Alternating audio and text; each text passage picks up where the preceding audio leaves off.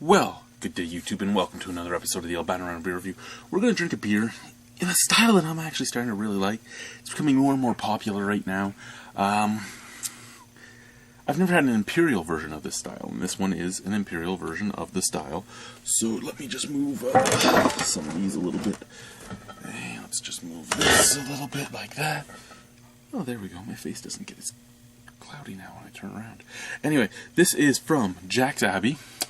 Jack's Abbey, an American brewery that specializes in lagers. Everything's a lager. They even have a lager wine.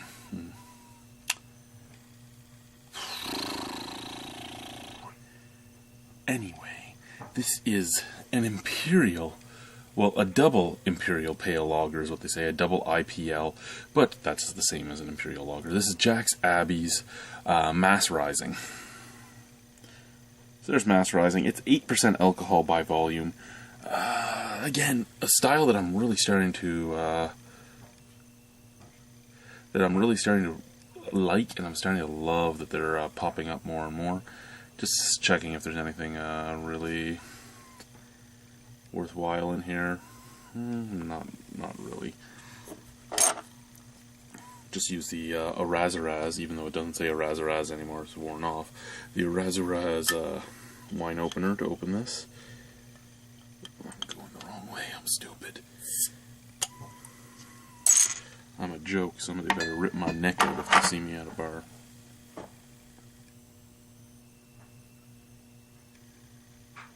Anyway, Blanche de Chamblay glass.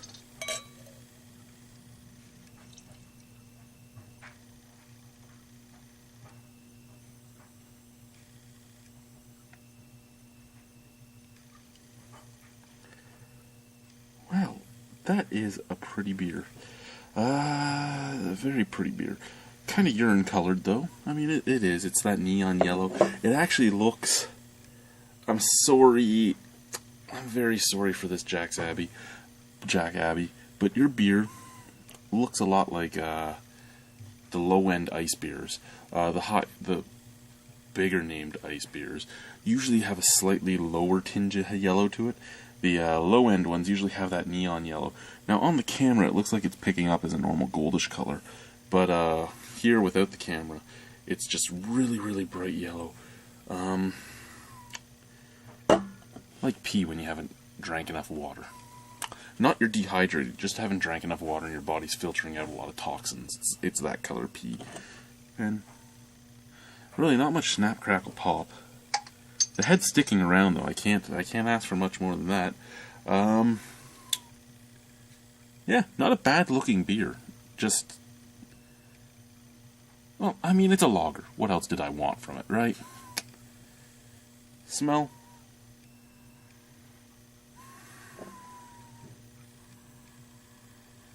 Ooh.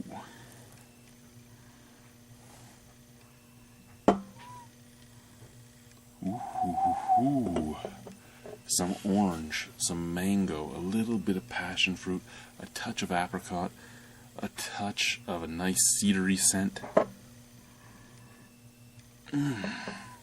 Very fruity, very fruity. Oh, it smells great. It's all hops, and all hops that I like for the most part. Other than that touch of cedar, but I can get around that. Let's try the beer. Cheers.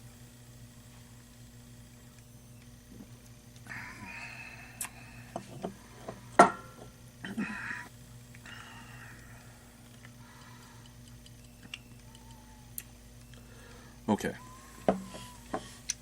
Now again, I'm liking the pale lagers, the India Pale Lagers. I really am liking the India Pale Lagers because they drink so much like a lager, but have all that flavor that the ale has.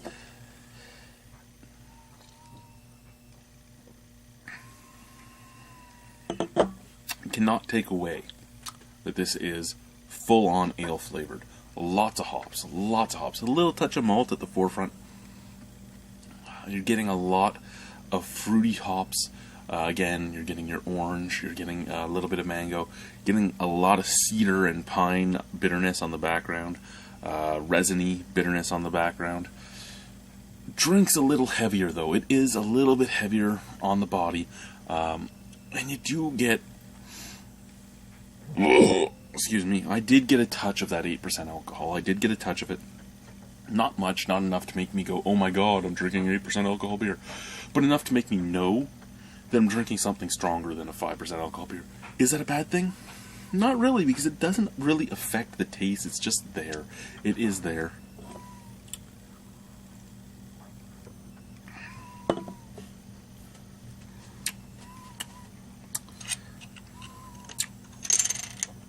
I like it. I really do.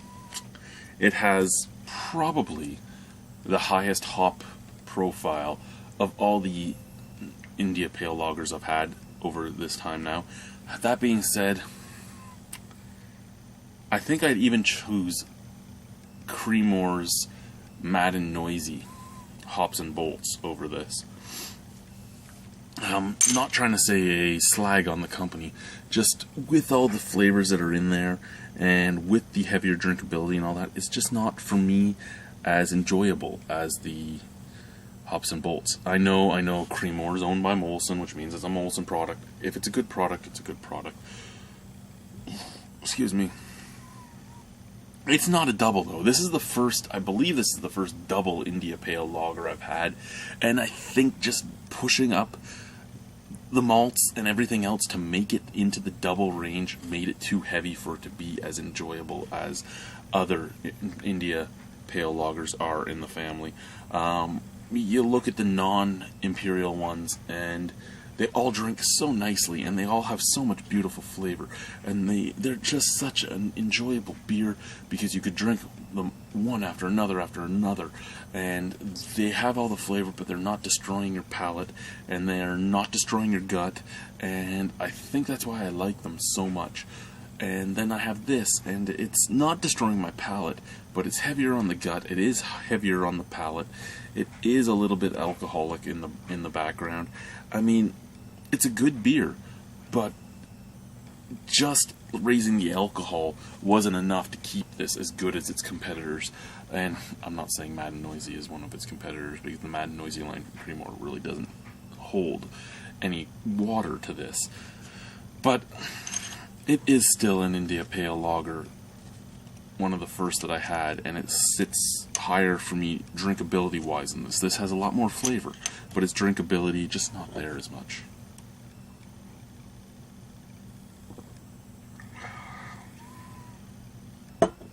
I'll give it a 7. I would buy it again. I'm a little disappointed. Not a bad beer, though.